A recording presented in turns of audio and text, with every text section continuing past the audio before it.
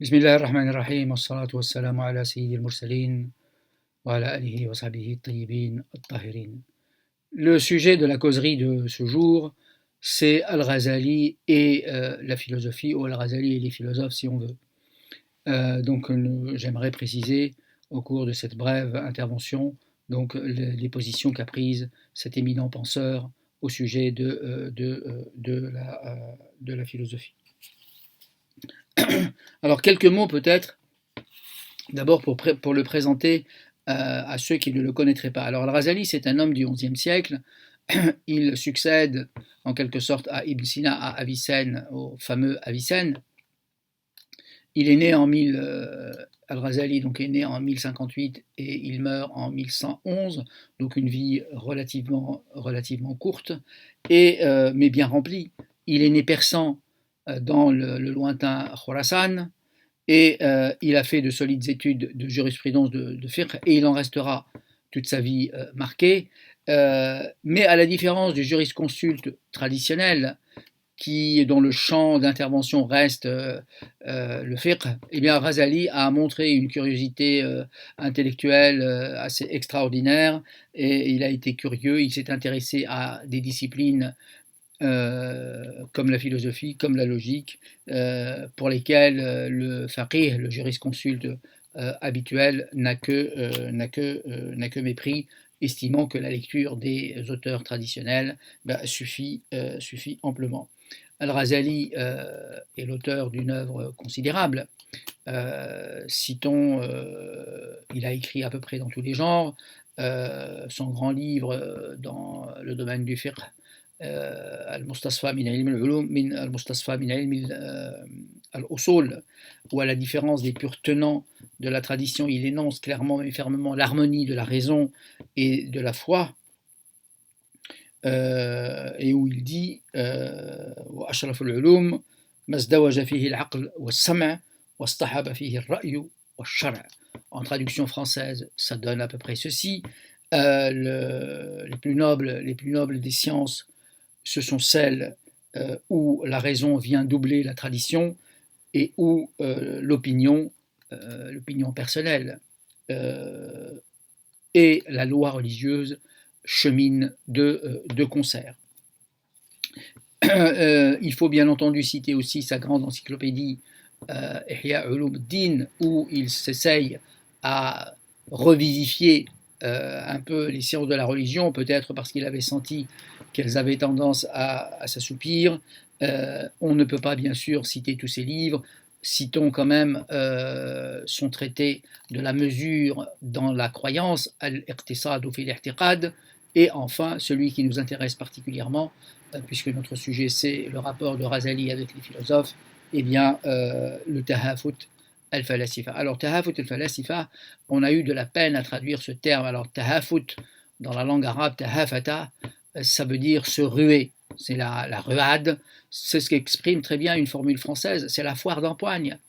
Et c'est aussi l'idée de quelque chose qui est sans consistance, qui a tendance à être incohérent, à se dissocier,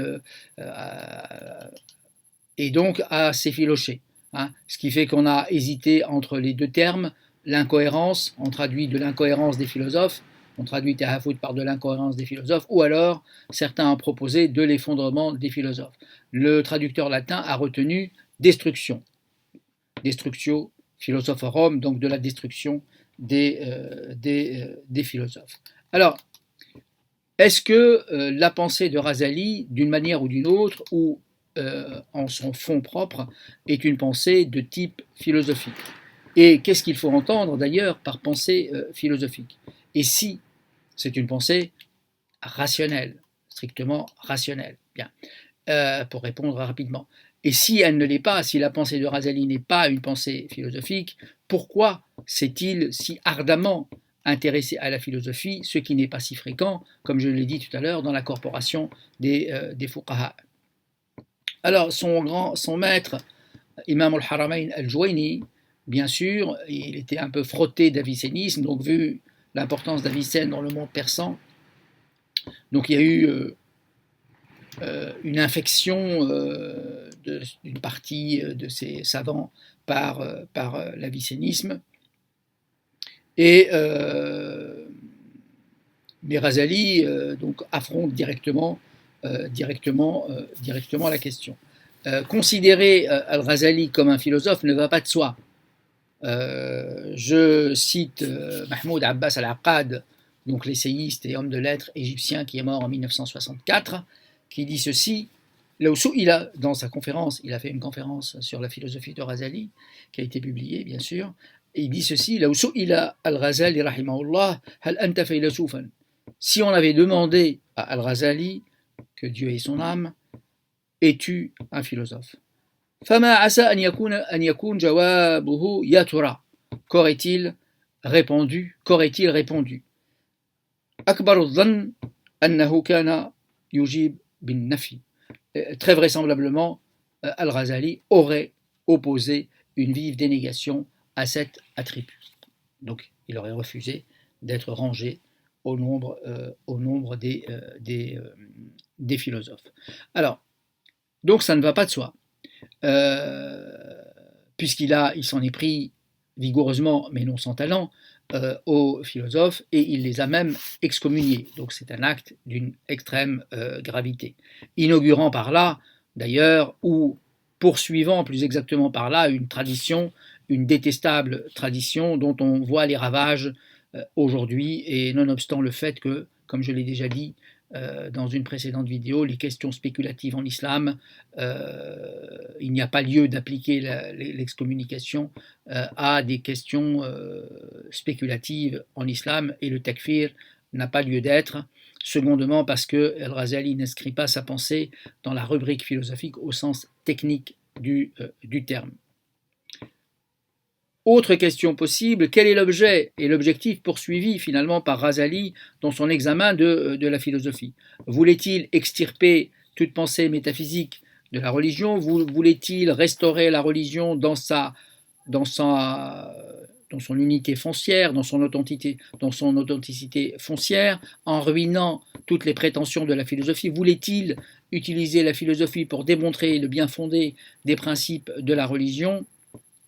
Donc ce sont des questions qu'on peut aller assez légitimement se poser. Mais regardons ce que nous dit, à la faveur de ce faisceau de questions que je viens de développer, regardons ce que nous dit Razali lui-même et comment il s'exprime. Alors dans un court texte, Al-Munqid min ad-Dalal, ce qui sauve de l'égarement, où il fait son examen de conscience, où il revient sur son itinéraire spirituel et intellectuel, Abu Hamid al-Ghazali révèle, n'est-ce pas, qu'il s'est intéressé à la philosophie et que sa préoccupation fondamentale, c'est la recherche de la vérité.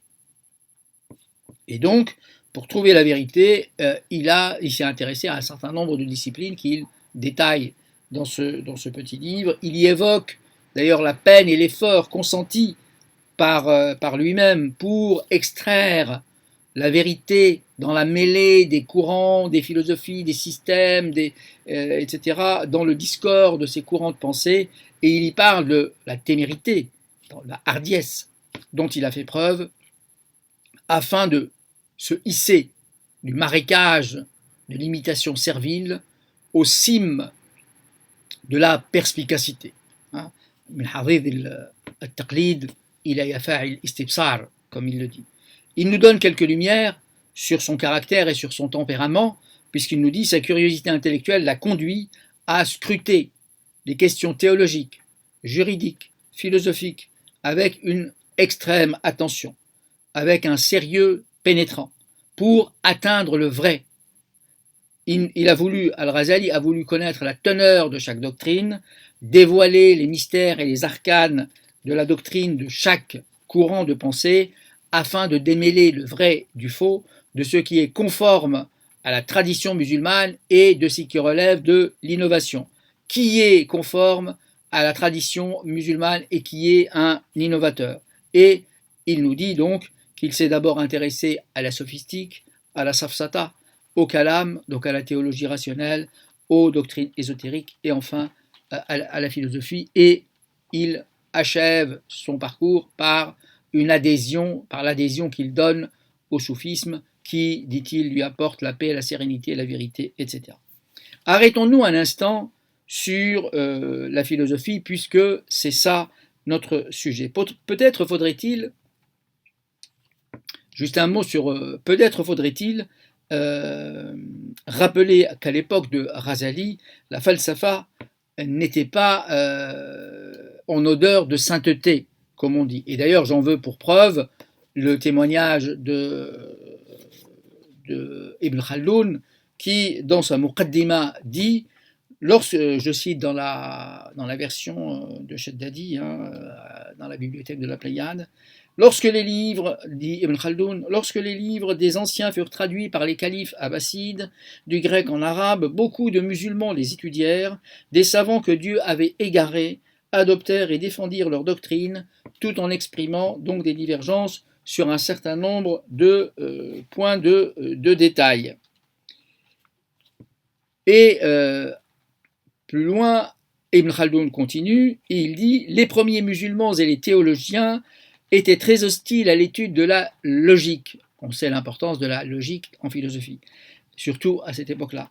Ils la critiquaient, mettaient en garde contre elle et interdisaient de l'apprendre et de l'enseigner. Donc on voit très bien quel est le climat, un climat empreint d'hostilité. Mais pour être tout à fait juste, nuançons le propos, comme je le rappelle dans mon livre sur la philosophie islamique, existe-t-il une philosophie islamique? Je nuance ce propos en disant que dans la terre nourricière de la philosophie, c'est-à-dire en Grèce, eh bien, la philosophie n'a pas toujours reçu le meilleur accueil. La mort, la condamnation à mort de Socrate, le bannissement de Protagoras, la fuite d'Aristote hors d'Athènes indiquent assez que la philosophie, même chez les fondateurs, n'a pas bénéficié d'un accueil enthousiaste. Donc, à cette époque-là, à l'époque de Razali, il n'y avait pas d'institution d'enseignement institutionnel de la philosophie, alors qu'il y en avait pour des disciplines plutôt traditionnelles, comme l'exégèse, par exemple. Et donc, c'est confirmé également par Razali, qui nous dit qu'il a entrepris sérieusement, je le cite, d'acquérir cette science-là, c'est-à-dire la philosophie, en compulsant les livres par leur seule lecture, sans se faire aider par un maître à penser ou un maître ou un professeur. Il fait cela pendant ses heures de loisirs, alors qu'il est occupé à enseigner à la Nizamiya, qui est l'une des premières universités du monde musulman à l'époque, à Bagdad, où il avait, dit-il, 300 étudiants qui suivaient ses leçons. Et en 2 ans à peine, dit-il, il s'est rendu maître donc des doctrines philosophiques de l'islam, c'est-à-dire des penseurs de l'islam, c'est-à-dire Ibn Sina, et au-delà d'un aristotélisme infecté des néo-platonisme. Alors quel est le résultat de tout cela? Il nous dit que les philosophes se divisent en groupes. Alors, la plupart d'entre eux, et sur la plupart d'entre eux, il faudrait mettre l'étiquette de l'incroyance et de l'athéisme. Alors il faudrait distinguer les Dahriyoun, c'est-à-dire les athées qui ont nié l'artisan et la providence, et ont soutenu que l'univers existe de toute éternité sans créateur, et il y a les naturalistes qui, eux, confondus par les merveilles de la création divine, se sont vus contraints d'admettre l'existence d'un créateur, mais ils ont nié l'immortalité de l'âme, ils ont nié la résurrection et l'existence du paradis et de l'enfer, et donc le jugement du jour dernier, le jour du jugement. Et il y a enfin une autre catégorie, les déistes, l'Ilaïoun, comme Socrate, Platon, Aristote et Al-Razali, en reconnaissant qu'Aristote a réfuté, reconnaît qu'Aristote a réfuté victorieusement les athées. Mais quoi qu'il en soit,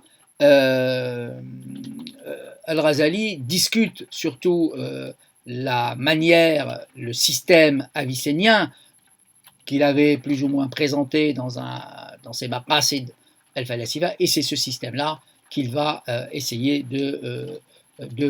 d'affronter et de lui opposer un certain nombre d'arguments sur lesquels on reviendra dans une prochaine émission. Wassalamu alaikum wa rahmatullahi ta'ala wa barakatuh.